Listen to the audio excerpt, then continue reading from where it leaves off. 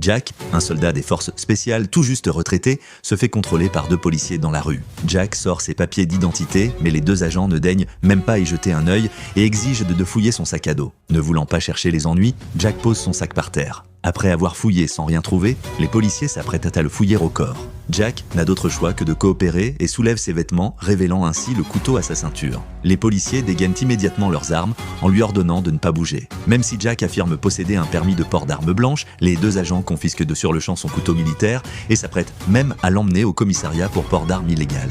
Mais Jack refuse de coopérer.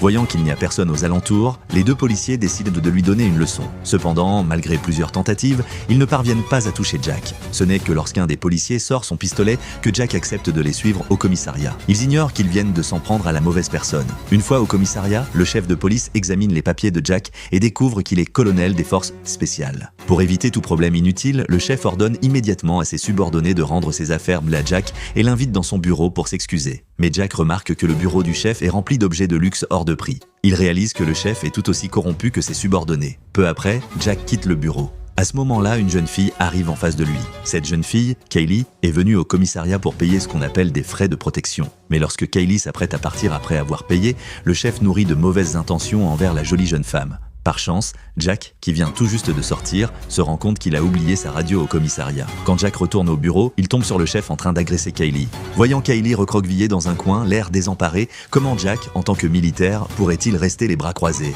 Furieux d'être dérangé, le chef lui ordonne de prendre ses affaires et de déguerpir immédiatement. Il ignore que Jack est déjà prêt au combat. Ce film s'appelle Opération Flintlock.